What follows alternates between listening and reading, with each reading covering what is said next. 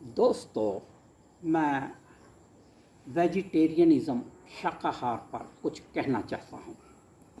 आज से 15 साल पहले मैंने एक ऑर्गेनाइजेशन बनाई थी शाकाहार को प्रमोट करने के लिए। ऑर्गेनाइजेशन का नाम रखा वर्धमान वेजिटेरियन चेन।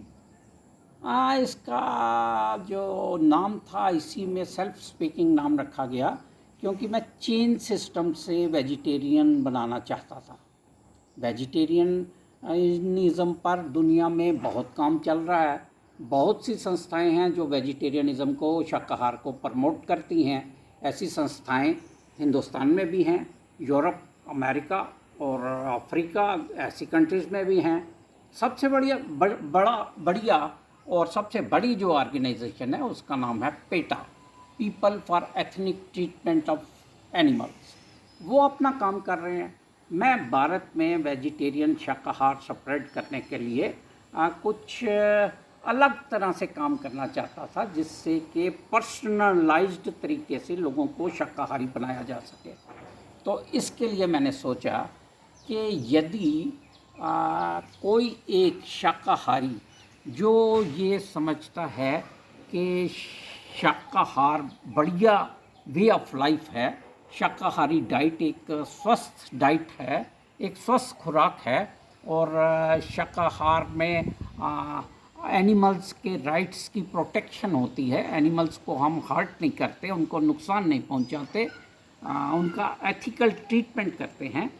तो इस तरह के लोगों को एक के साथ एक जोड़ने के लिए मैंने ये आइडिया अपना लगाया कि इस तरह से किया जाए कि यदि एक शाकाहारी किसी एक मांसाहारी का मांस छुड़वाए, और वो जो मांसाहारी जो शाकाहारी बन गया है वो आगे किसी एक मांसाहारी को शाकाहारी में परिवर्तित करे, और फिर वो परिवर्तित शाकाहारी आगे एक और मांसाहारी को शाकाहारी में परिवर्तित करे। इस तरह से चेन सिस्टम से ये शाकाहार को प्रमोट किया जाए और चेन सिस्टम से शाकाहार को बढ़ावा दिया जाए, तो ये एक बहुत अच्छी पहल होगी और इसमें जानवरों की हिंसा भी कम होगी, एक स्वस्थ लाइफस्टाइल भी लोगों को मिलेगा।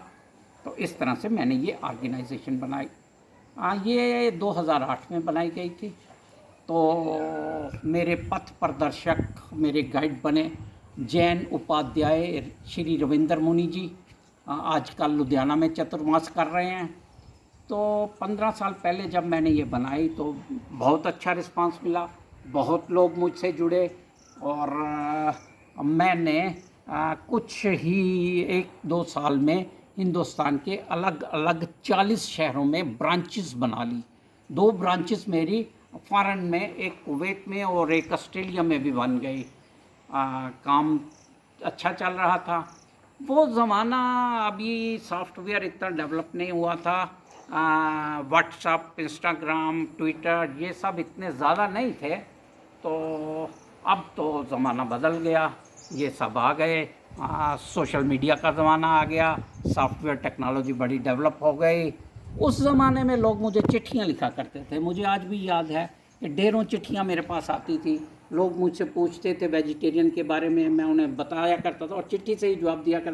टेलीफोन थे, मोबाइल से भी बात होती, लेकिन ये व्हाट्सअप, ये वीडियो शेयर, ये सब अभी नहीं आया था।